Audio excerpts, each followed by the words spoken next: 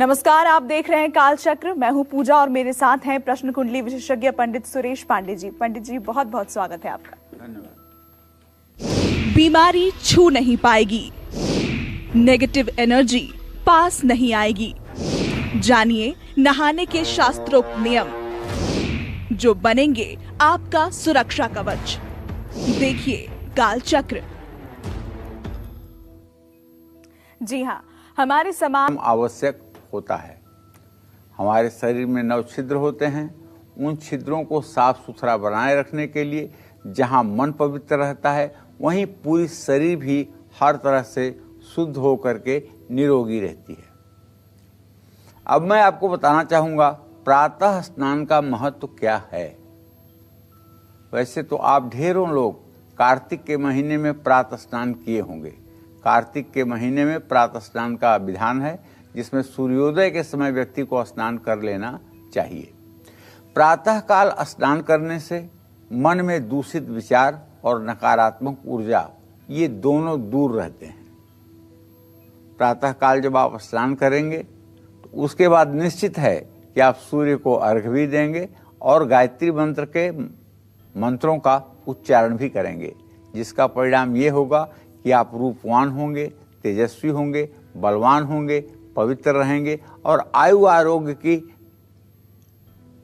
आपके साथ पूरी कृपा बनी रहेगी। निर्लोभता और बुरे सपनों का भी नाश होगा। तप और बुद्धि जैसे गुण प्राप्त होंगे। इसलिए लक्ष्मी, पुष्टि और आरोग्य की वृद्धि चाहने वाले व्यक्ति को हमेशा प्रातःकाल ब्रह्म मुहूर्त में स्नान करना चाहिए। ये ब्रह्म मुहूर्त सुबह के 4 बजे से लेकर के सूर्योदय तक होता है। ये ब्रह्म मुहूर्त इतना प्रचलित क्यों है? कभी आपने सोचा कि क्यों पंडित जी लोग इस ब्रह्म मुहूर्त में ही कहते हैं? मैं आपको बताना चाहता हूं। देखिए, ईश्वर ही ईश्वर है। ये जो स्वर हमारे नाक से बाहर अंदर हवा आ रही है, इसको कहते हैं प्राणवायु और यही है जीवन। मनुष्य का पूरा शरीर ऑपरेशन करके आप देख लीजिए, कहीं जीव किसी कोशिका में या किसी तंत्र में सुरक्षित नहीं है, बल्कि जीव यही श्वास है। जब तक श्वास प्रश्वास आती जाती रहेगी तब तक आप जीवित हैं। श्वास आना जाना बंद होते ही तत्काल व्यक्ति मृत्यु को प्राप्त हो जाता है। तो इसलिए इस श्वास के गमन आगमन पर हमें तटस्थ रहना चाहिए और जब हम इन श्वासों को अपने अनुरूप चलाने की व्यवस्था कर लेते हैं तब हमारा सामंजस्य प्रकृति के अनुकूल हो भी जाता है। तो बस मैं इतना ही कहना चाहूँगा कि आप ईश्वर ही ईश्वर है, इसको साधने की कोशिश करिए। और आइए अब राशि अनुसार चर्चा की शुरुआत कर लेते हैं। क्या कहता है आज मेष राशि वालों का राशिफल, साथ ही क्या है आज का उनका शुभ उपाय, शुभ अंक और शुभ रंग, जानते हैं। मेष राशि के जातकों के मंगल और शुक्र की स्थिति इस समय परस्पर पंचम नवम है। 13 डिग्री 43 कला पर मंगल गोचर कर रहा है तो 12 डिग्री 14 कला पर शुक्र। दोनों एक हद्दा के बीच में हैं, मड़ऊ नहीं हो रहा है, इसलिए आपका वैवाहिक जीवन अत्यंत सुखी रहेगा। और सबसे बड़ी बात है कि खर्च पर भी नियंत्रण रहेगा, लेकिन थोड़ा सा क्रोध बढ़ सकता है। और हाँ, आपके काम की प्रशंसा जरूर होगी। आज वाद विवाद को टालना चाहिए और गलतफहमी से भी अपने को दूर रहना चाहिए। आज आपको इत्र जरूर लगाना चाहिए। शुभ अंक आपके लिए 5 होगा, शुभ रंग आपके लिए मैरून होगा। जय मां विंध्यवासिनी। और इस वक्त पूरा देश कोरोना संकट से जूझ रहा है। ऐसे में कालचक्र के सभी दर्शकों से हम यही अपील करते हैं कि आप अपने घर में बने रहें, क्योंकि इस वक्त आपके घर से सुरक्षित आपके लिए कुछ भी नहीं है और ये देश सेवा करने का एक मौका है आपके लिए। चर्चा को बढ़ाते हैं आगे। भगवान को चढ़ाने वाले फूल नहाने से पहले तोड़ने चाहिए या नहाने के बाद तोड़ना चाहिए? चलिए इस बारे में जान लेते हैं, इस कंफ्यूजन को दूर करते हैं। पंडित जी बताएं। देखो पूजा, जब किसी देवता का आप स्नान करा लेते हो तो सीधा उसके ऊपर आप माला फूल चढ़ाते हो, ठीक है। इसी तरह से ब्राह्मणों को तुलसीदास जी ने लिखा है भूसुर। भूसुर माने होता है पृथ्वी का देवता। महिषुर माने पृथ्वी का देवता। बंदौ प्रथम महिषुर चरना, मोह जनित संशय सब हरना। ये गोस्वामी तुलसीदास जी का। तो अगर हम नहा के फूल तोड़ेंगे तो वो फूल मुझे ही चढ़ जाएगा। इसलिए फूल तोड़ते समय बिना स्नान किए केवल हाथ धोकर के पुष्प तोड़कर लाना चाहिए, ठीक है, और वही पुष्प देवताओं को अर्पित करना चाहिए। तो भाई जान लीजिए, स्नान करने के बाद और पहले आपको क्या करना चाहिए, क्या नहीं करना चाहिए, ये कंसेप्ट आपके दिमाग में क्लियर होना चाहिए। तो सबसे पहले आपको ये बताना चाहता हूं कि वायु पुराण के अनुसार भगवान पर चढ़ाने वाले जो पुष्प हैं, फूल हैं, उन्हें नहाने से पहले ही तोड़कर रख लेने चाहिए। भगवान के लिए तोड़े गए फूलों को कभी भी धोया नहीं जाता है। एज इट इज, जैसा पेड़ से आपने प्राप्त किया है वैसा उसको आप चढ़ाएंगे, लेकिन फूल तोड़ करके और उसे कपड़े में संग्रह मत कीजिए। अगर आप उसे कपड़े में संग्रह करते हैं तब भी उसमें नेगेटिविटी आ जाती है। उसका संग्रह आपको बांस की डोलची में करना चाहिए। बांस की बनी हुई जो डोलची होती है उसमें फूलों को तोड़कर संग्रह करना चाहिए। ये हो सकता है थोड़ा सा आपके लिए समस्या बने कि आप फूल तोड़ने जाएं तो एक साथ में डोलची लेके जाएं, ठीक है, डलिया लेके जाएं, ठीक है, लेकिन उसका फल आपको पूरा मिलेगा। और चलिए, अब वक्त हो गया है कालचक्र के दर्शकों के कॉल्स लेने का। और सबसे पहले जलंधर से हमारे साथ एक दर्शक हैं जी, अपना नाम बताएं और अपना सवाल पूछें। हाँ जी पंडित जी नमस्कार। नमस्कार, नाम बताइए। मेरी श्रावती देवी है। श्रावती देवी? हाँ जी, जलंधर से बोलता नहीं, ऊटी के रहने वाले हैं जी। कितने साल की हो? मैं 40-45 साल हो गया होगा पंडित जी। ठीक है, क्या जानना चाहती हो श्रावती? मेरे लड़का है 3, उसके भविष्य को पूछना चाहते हैं पंडित जी। देखिए, बड़े वाले लड़के के बारे में तो यही कहूंगा कि द्वितीयेश और सप्तमेश शुक्र और मंगल की इत्तिसाल हो रहा है। बड़ा वाले लड़के का भविष्य अच्छा है, प्राइवेट सेक्टर में नौकरी करेगा, अपनी जिम्मेदारियों को पूरा करेगा और किसी प्रकार की इसके अंदर कोई दुर्गुण नहीं होगा। दूसरे बच्चे के बारे में भी जान लीजिए। चंद्रमा नीच का होकर के बैठा हुआ है, इसका किसी काम में मन नहीं लगता है, पढ़ाई भी अच्छे से नहीं कर पा रहा है, तो इसके लिए किसी दुकान या व्यवसाय को करने की व्यवस्था करिएगा। और आइए बात करते हैं वृषभ राशि के जातकों की। क्या कहता है आज वृषभ राशि का राशिफल, साथ ही क्या है आज का उपाय, शुभ अंक और शुभ रंग जानते हैं। देखिए, वृषभ राशि में शुक्र की स्थिति 12 अंश 14 कला पर और चंद्रमा की दृष्टि, ये दोनों ऐसे संयोग हैं कि आज वृषभ राशि के जातक दिन भर अपनी योजना के अनुसार काम पूरा करेंगे। पैसे की बचत होगी और यदि आप महिला हैं तो आपके मायके से शुभ समाचार भी मिलेगा।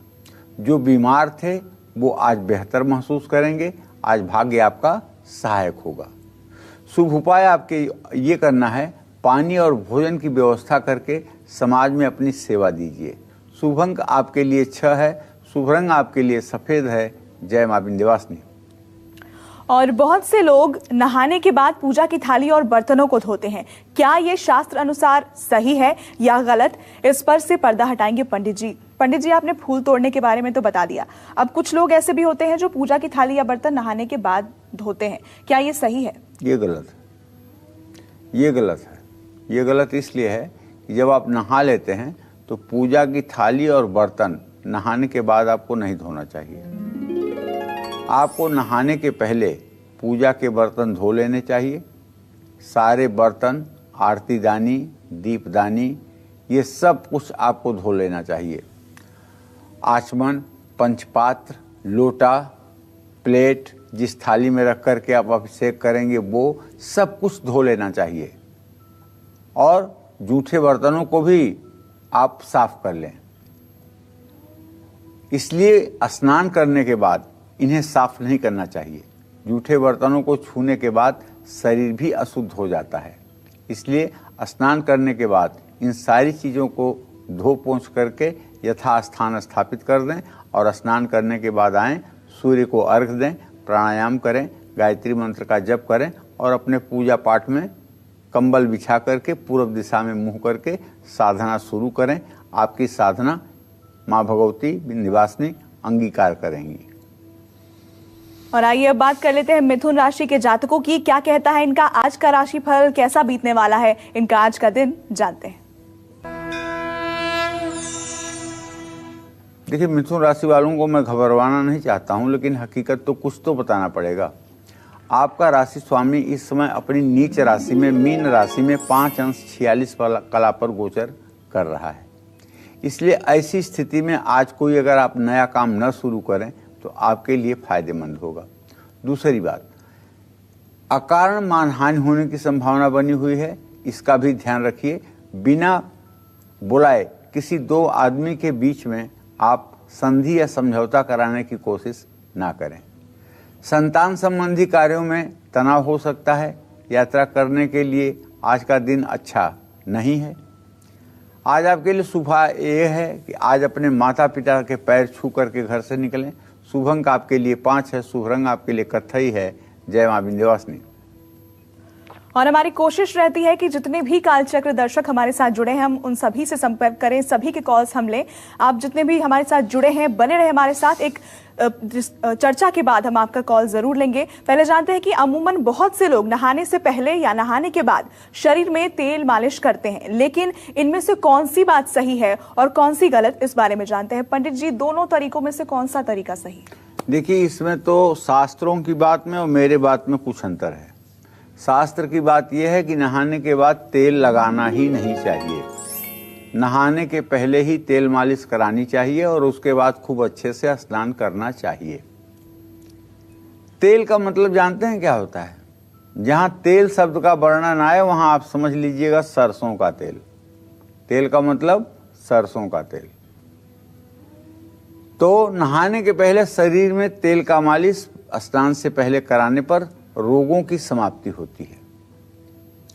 तेल मालिश करने से शरीर के कई दूषित पदार्थ निकलते हैं। नहाने के बाद तेल मालिश की जाए तो ये दूषित पदार्थ त्वचा के साथ ही चिपक जाते हैं, जिससे त्वचा रोगग्रस्त होने की संभावना में रहती है।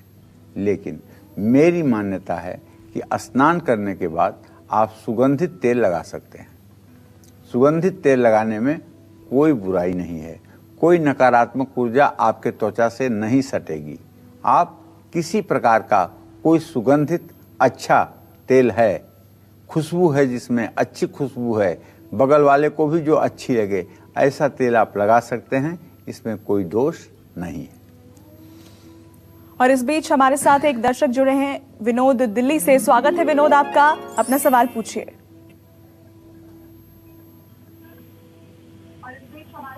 हेलो, हाँ बोलिए विनोद जी। पहले आप पंडित जी, अपनी टीवी की पहले आप अपने टीवी की आवाज को जरा धीमा करिए, उसके बाद अपना प्रश्न पूछिए।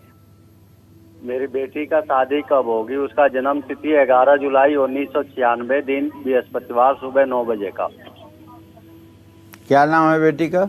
ज्योति गिरी। ज्योति। ज्योति का विवाह भावे से चंद्रमा, लग्ने से शनि, शनि चंद्रमा का तृतीय साल। बहुत जल्दी हो जाएगी शादी। आप ट्राई करना शुरू करिए। अभी से लेकर के अक्टूबर नवंबर तक शादी तय हो जाएगी और नवंबर दिसंबर में शादी हो भी जाएगी। एक बात और बता दूं पूरे भारतवर्ष के अपने सभी दर्शकों को कि इस साल जनवरी फरवरी मार्च में आने वाले जनवरी फरवरी मार्च में विवाह का मुहूर्त नहीं है।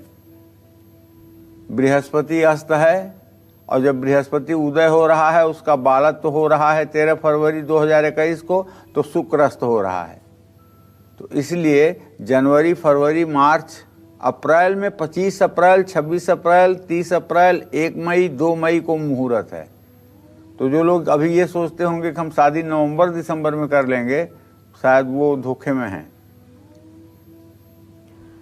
और अब राशियों में बढ़ते हैं आगे और बात कर लेते हैं कर्क राशि के जातकों की। जानते हैं कि क्या कहता है आज कर्क राशि वालों का राशिफल। देखिए, कर्क राशि का स्वामी चंद्रमा अपनी नीच राशि में इस समय अपने स्थान से पंचम भाव में गोचर कर रहा है। शुक्र की उस पर पूरी दृष्टि है। मन चिंतित होना स्वाभाविक है। घर में क्लेश का माहौल होना भी स्वाभाविक है। खर्च बढ़ेगा। मानहानि का योग भी शुरू हो रहा है। नींद ठीक से ना आने से परेशानी बढ़ेगी। समय पर भोजन नहीं मिलने से दिक्कत होगी। आज आपको घर में गंगा जल का छिड़काव करना चाहिए। शुभ अंक आपके लिए 1 होगा। शुभ रंग आपके लिए सफेद होगा। जय मां विंध्यवासिनी। आज के इस मौजूदा दौर में हम सभी को अपनी सेहत के प्रति सजग और जागरूक रहना चाहिए, क्योंकि पूरे विश्व में फैले इस खतरनाक वायरस से बचने का एक ही उपाय है, और वो है सोशल डिस्टेंसिंग के साथ अपने शरीर की शुद्धि। इसलिए आज पंडित जी आपको नहाने से जुड़े 10 जरूरी नियम बता रहे हैं। अब बात करते हैं उन लोगों की जो भोजन करने के बाद तुरंत नहाते हैं। ऐसा करना आपकी सेहत के लिए सही है या गलत, आइए जानते हैं। पंडित जी ये बताएं कि नहाने के भोजन के तुरंत बाद नहाना सही है या गलत? ये आसुरी वृत्ति है। इसको कहते हैं राक्षसी वृत्ति। जो लोग भोजन करके नहाते हैं ना, ये कहीं न कहीं से कुछ न कुछ राक्षस कुल से इनका संबंध रहा है। ऐसा कभी नहीं करना चाहिए। जानते हो, खाना खाने के बाद तुरंत नहीं नहाना चाहिए, क्योंकि खाना खाने के बाद शरीर का तापमान बढ़ जाता है, जो भोजन को पचाने में मदद करता है। और खाना खा करके आप सीधे पाचन क्रिया में अवरोध उत्पन्न कर देते हैं अगर आप स्नान करते हैं, क्योंकि शरीर ठंडा हो जाता है, शरीर का टेम्परेचर ठंडा हो जाता है, डाइजेशन की पावर कमजोर हो जाती है, आंत कमजोर हो जाती है। तो ये बहुत बड़ा नुकसान है। इसीलिए तो हमारे भारतवर्ष में मैं दावे के साथ कह सकता हूं, कम से कम 75% लोग ऐसे हैं जो नहाने के बाद ही खाते हैं। जानता हूं ऐसे लोगों को। शहरों में क्या है मैंने बहुत नहीं रिसर्च किया है, लेकिन गांवों में तो चाहे 12 बज जाए चाहे 1 बज जाए, जब तक नहा नहीं लेंगे, सूर्य को जल नहीं कर देंगे, तब तक भोजन नहीं करेंगे। ये बहुत बड़ी बात है। और जानते हैं, नहाने से उतना फायदा होता है जितना 2 लीटर दूध पीने से। 2 लीटर दूध पीने पे जो आपको स्वास्थ्य में लाभ मिल सकता है, वही केवल स्नान करने से आपको लाभ मिल सकता है। और हाँ, इस समय तो कोरोना चल रहा है। इस समय तो रोज पियर्स और डिटॉल साबुन रगड़ रगड़ करके लगाइए शरीर में 20 मिनट तक, और उसके बाद नहाइए। इसका फल ये होगा कि अगर कहीं कोरोना का वायरस आपके शरीर के किसी अंग में चिपटा भी होगा, वो भी मर जाएगा। तो इस समय तो रोज नहाना जरूरी है, साबुन लगाना जरूरी है। और साबुन अगर आप लगाते हैं और उसके बाद थोड़े से गुनगुने पानी से नहाते हैं, तो कोरोना आपका कुछ नहीं बिगाड़ पाएगा। निश्चिंत रहिए। और आइए बात करते हैं सिंह राशि के जातकों की। जानते हैं कि इनका आज का दिन कैसा बीतने वाला है। देखिए, सिंह राशि के जातकों को बताना चाहूंगा कि आपके 10वें भाव में शुक्र और 4th भाव में चंद्रमा की स्थिति है। स्वास्थ्य अच्छा रहेगा। अपनों से सहयोग आपको प्राप्त होगा। गोचर खराब नहीं है। बस करना यह है कि कार्यों में सफलता प्राप्त करने के लिए थोड़ी सी मेहनत करनी पड़ेगी। आज आप किसी भावुक संबंध में बच सकते हैं। आज कला के क्षेत्र में आपकी रुचि बढ़ेगी। शुभ उपाय आपके लिए है, किसी जरूरतमंद की मदद करें। शुभ अंक आपके लिए 9 है। शुभ रंग आपके लिए लाल है। जय मां विंध्यवासिनी। और नहाने से पहले तुलसी तोड़ना सही है या नहीं, इसके बारे में हम जानेंगे, लेकिन एक दर्शक जुड़े हमारे साथ, समीर पटियाला से। स्वागत है आपका, अपना सवाल पूछिए। नमस्कार जी। 24 जून 1984 जी। 24 जून 1984 जी। समीर नारायण, जी। 12:30 बजे। बीमार, एजुकेशन और शादी। मैं बूढ़ा आदमी हूँ, 72 साल का। किसके बारे में जानना चाहते हैं? समीर नारायण, 1984 24 जून, मेष राशि, कन्या लगन, नंगल डैम, 12:30 बजे। आपके बेटे हैं? हाँ जी बेटे हैं सर। अभी तक बीमार हो जाता है। चलिए मैं बता देता हूं समीर जी, आपके पुत्र भाव में राहु की स्थिति है, जिसके कारण उनका स्वास्थ्य ठीक नहीं रहता है। आए दिन उन्हें पेट की बीमारी रहती है। उनके चेहरे पर खुशी नहीं झलकती है। हर समय नेगेटिविटी के शिकार बने रहते हैं। आपको चाहिए कि अलसी के तेल का दिया उनके हाथ से 17 बुधवार पीपल के पेड़ के नीचे जलवाएं और उनसे कहें कि बुधवार को 3 मूली ले जाकर के किसी शिव मंदिर में या किसी मंदिर में दान करें। ये उपाय करने पर उन्हें लाभ मिलेगा। और सबसे बड़ी बात है, पेट संबंधी बीमारी से उन्हें पूरी सावधानी बरतनी चाहिए, समय पर ही भोजन करना चाहिए और कभी किसी प्रकार का ऐसा भोजन नहीं करना चाहिए जो ज़्यादा स्पाइसी हो, ज़्यादा तेल वाला हो। इस तरह के भोजन नहीं करना चाहिए। और आइए अब जानते हैं कि नहाने से पहले तुलसी तोड़ना, नहाने के बाद कपड़े धोना और रात में नहाना आपके लिए शुभ है या अशुभ। पंडित जी, इन तीनों ही चीजों के बारे में बताइए। देखिए, सबसे पहले स्नान करने के बाद अगर आपने पूजा नहीं की हो तो सीधे रसोई में मत जाइए। स्नान करने के बाद कपड़े नहीं धोने चाहिए। स्नान करने के बाद गीले कपड़े कभी भी नहीं पहनने चाहिए और न ही गीले कपड़े से अपना शरीर पोंछना चाहिए। और तुलसी का पत्ता कभी भी स्नान किए बिना नहीं तोड़ना चाहिए। वायु पुराण में कहा गया है कि तुलसी का पत्ता नहाने से पहले तोड़ने पर भगवान नाराज हो जाते हैं और तुलसी को स्वीकार नहीं करते हैं। रात में संध्या के समय स्नान ना करें, लेकिन हमारे विंध्याचल में सायंकाल का स्नान सभी परिवारों में होता है और सभी स्त्री पुरुष सायंकाल का स्नान करते हैं। उसका लॉजिक उनका ये है कि हम मंदिर में जाते हैं, माता की प्रतिमा का स्पर्श करते हैं। अगर हम स्नान नहीं किए करे रहेंगे, अगर हम शुद्ध कपड़े नहीं पहने रहेंगे तो ये अशुद्धि सब में व्याप्त हो जाएगी। इसलिए वहाँ तो प्रातः सायं दोनों समय स्नान करते हैं लोग, इसमें कोई दो राय नहीं है। हाँ, ग्रहण के समय रात में स्नान किया जा सकता है। एक बार ग्रहण लगने के पूर्व, एक बार ग्रहण समाप्त होने के बाद। प्रजा को स्नान करना चाहिए, राजा को दान करना चाहिए। जिन लोगों की संपत्ति अच्छी है उन्हें चाहिए कि कुछ लोगों को ऐसा दान करें ताकि उनके जीवन में सकारात्मक परिवर्तन आ सके। और आइए अब जानते हैं कि क्या कहता है कन्या राशि वालों का आज का राशि फल, साथ ही आज इन्हें क्या उपाय करने चाहिए ये भी जानते हैं। देखिए, आपकी राशि पर सूर्य और बुध दोनों ग्रहों की पूरी दृष्टि बन रही है। आज आप अपनी मीठी वाणी से आप सभी का दिल जीतेंगे। आपके कार्य सिद्ध होंगे, फिजूल खर्ची पर रोक लगेगी। ऐसे में सेहत का साथ मिलेगा, लेकिन यात्रा से बचें। आज किसी से वाद विवाद ना करें। शुभ उपाय आपके लिए है, भगवान गणेश की पूजा करें, दुर्वांकुर और लड्डू चढ़ाएं, किसी जरूरतमंद की मदद करें। शुभ अंक आपके लिए 7 होगा, शुभ रंग आपके लिए सिल्वर होगा। और ब्रह्म मुहूर्त में स्नान करना क्यों शुभ माना जाता है, इसके बारे में हम जानेंगे, लेकिन उससे पहले हमारे साथ एक दर्शक हैं विनय, दिल्ली से। स्वागत है आपका, अपना सवाल पूछिए। के बारे में, शादी के बारे में पूछना चाहता हूँ। उनका किसके शादी के बारे में पूछना चाहते हो विनय? बेटी के। क्या नाम है बेटी का? उसका नाम है जी दिव्या। कितने साल की है? वो 30 साल की होने वाली है। उसका डेट ऑफ बर्थ है 22 जुलाई 1989, सुबह 10:15 सुबह का टाइम, और जन्म स्थान है कश्मीर। जी, मैं आपको बता दूं, दिव्या के विवाह का संयोग एकदम बनता हुआ दिखाई दे रहा है। अब बिल्कुल भी विलंब की स्थिति नहीं है।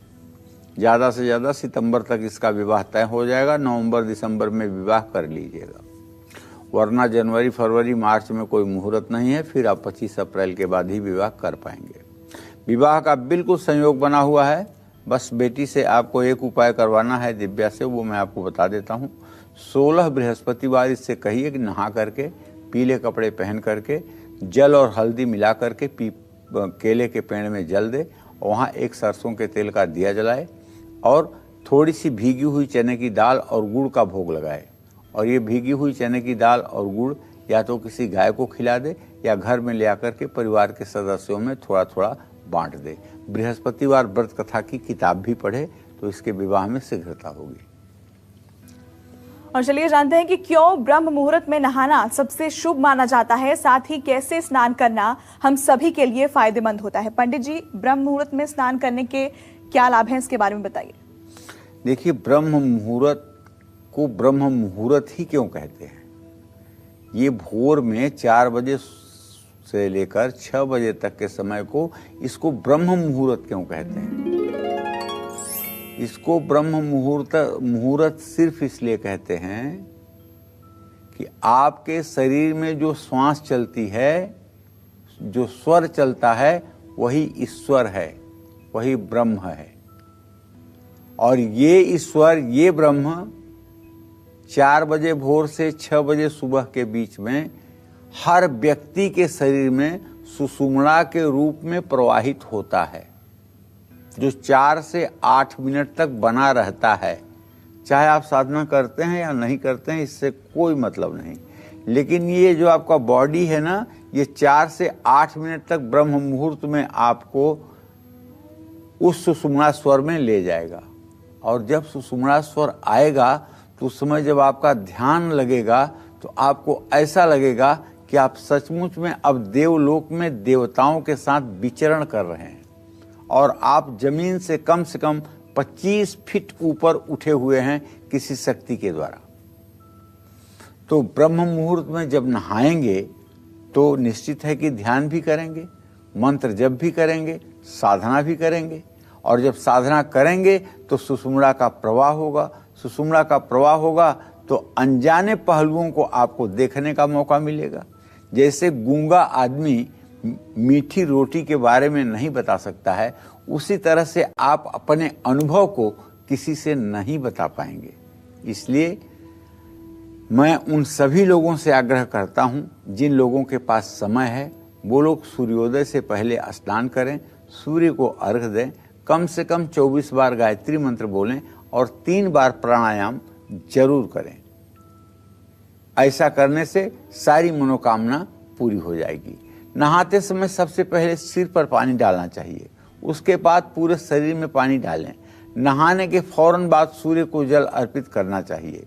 सूर्योदय और चाय नाश्ता करने के बाद स्नान नहीं करना चाहिए। वैसे कर ही रहे हैं लोग, करेंगे ही, लेकिन एक बात बता रहा हूं, हर रोज नहाने से पहले दोनों पैरों के अंगूठे में सरसों का तेल लगाना चाहिए। इससे आंखों की ज्योति अच्छी रहती है। और हाँ, हो सके तो नहाने के बाद चाक्षुषी विद्या का भी पाठ करना चाहिए। ये चक्षुषोपनिषद आपको दुर्गा गीता प्रेस के नित्य कर्म पूजा प्रकाश में मिल जाएगा। और आइए अब जानते हैं कि तुला राशि वालों का आज का दिन कैसा बीतने वाला है, साथ ही किस्मत का साथ पाने के लिए आज इन्हें क्या उपाय करने चाहिए। तुला राशि के जातकों को बताऊं कि देखिए, कोई ग्रह आपकी राशि पर राहु के अलावा गोचर नहीं कर रहा है, इसलिए शारीरिक और मानसिक स्वास्थ्य पर अगर आप सावधान रहें तो कोई बुराई नहीं होगी। आज आप आर्थिक योजनाएं बनाएंगे और आपके आत्मविश्वास में भी वृद्धि होगी। आज किस्मत आपके साथ है, इसलिए समाज सेवा करिए, निस्वार्थ भाव से नियमों का पालन करिए। शुभ अंक 6 है, शुभ रंग क्रीम है। जय मां विंध्यवासिनी। और वृश्चिक राशि वालों के आज के राशि फल में क्या कुछ खास है, इसके बारे में हम जानेंगे, लेकिन उससे पहले हमारे साथ एक कॉलर है नीलम पटियाला से। स्वागत है आपका, अपना सवाल पूछिए।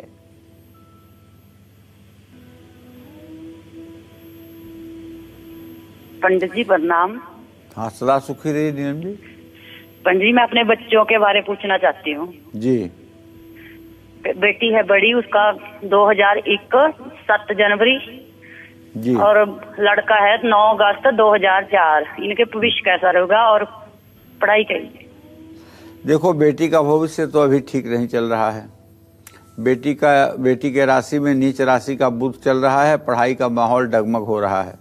और बृहस्पति नीच राशि में बैठ करके शनि के साथ इस बात का संकेत कर रहा है कि किसी तरह से पढ़ रही है, पढ़ाई में कोई बहुत इंटरेस्ट नहीं है।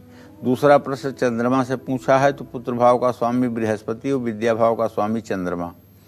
इन दोनों की स्थिति परस्पर पंचम नवम है। संग साथ अगर ये ना करे तो ये पढ़ाई कर सकता है, ये टैलेंटेड है। लेकिन आजकल ये संग साथ के चक्कर में बहुत तेज़ी से इन्वॉल्व हो रहा है। संग साथ का असर पड़ेगा तो पढ़ाई 12वीं के बाद ही नहीं हो पाएगी। तो इसलिए इनको कहिए कि दोस्ती कम करें, पढ़ाई करें और रोज़ नहाने के बाद थोड़ी सी हल्दी का टीका अपने माथे पर लगा करके और तब विद्यालय जाएं। और वृश्चिक राशि वालों का आज का राशिफल क्या कहता है, कैसा बीतने वाला है इनका आज का दिन, साथ ही ने क्या उपाय आज करने चाहिए, जानते हैं। वृश्चिक राशि में इस समय चंद्रमा विद्यमान है अपने नीच राशि में 9 अंश 56 कला पर। शुक्र की पूरी दृष्टि है भाई। भाग्य स्थान में मंगल, शनि, बृहस्पति बैठे हुए हैं। अगर कुल मिलाकर के देखा जाए तो मैं यही कहूँगा कि आज तेज वाहन चलाने से और दुर्घटना से बचने की कोशिश करें। अपने स्वास्थ्य का ध्यान रखें, आपकी बातों को किसी को गलतफहमी ना हो और झूठी वाहवाही पाने के लिए झूठ न बोलें। मानसिक चिंताएं आपको परेशान करेंगी, अपनों से कलेश की स्थिति बनी रहेगी, सतर्क रहिए। घर की बुजुर्ग महिला को कुमकुम का तिलक लगाएं। शुभ अंक आपके लिए 7 होगा, शुभ रंग आपके लिए गुलाबी होगा। जय मां विंध्यवासिनी। और हमारे शास्त्रों में कहाँ के जल से नहाना सबसे पवित्र माना गया है, इसके बारे में हम जानेंगे। लेकिन एक दर्शक है हमारे साथ, रामलाल औरंगाबाद से। स्वागत है आपका, अपना सवाल पूछिए। प्रणाम पंडित जी। हाँ, सदा सुखी रहे रामलाल जी। हाँ, मेरे एक लड़के हैं जिनका जन्म रांची में हुआ है जी। 25/5/1994 6:35 AM जी। तो मैं पूछना चाहता हूँ कि वह ये उनकी शादी कब तक होगी और कहाँ, किस दिशा में होगी? चलिए राम कुमार जी, मैं आपको बता देता हूँ कि आपके संतान भाव का स्वामी है शनि और उसे सप्तम भाव का स्वामी है सूर्य। सूर्य और शनि की स्थिति तृतीय एकादश बनी हुई है, विवाह का योग्य बनता हुआ दिखाई दे रहा है। जहाँ तक विवाह कहाँ होगा इसकी दिशा की बात करें तो उत्तर दिशा में आपके ये रिश्ते आपको मिलेगा। उत्तर दिशा में ही विवाह हो पाएगा, इसमें कोई संदेह नहीं। और कहाँ के जल से नहाना शास्त्रों में सबसे पवित्र माना गया है, इस बारे में जान लेते हैं। पंडित जी बताइए कि कहाँ के जल से नहाना शास्त्रों के अनुसार सबसे पवित्र है। ये भी बात सही है। देखिए, कहाँ का जल श्रेष्ठ माना गया है, अब ये मैं आपको बताना चाहूंगा। कुएं से निकले हुए जल की तुलना में झरने का जल उत्तम है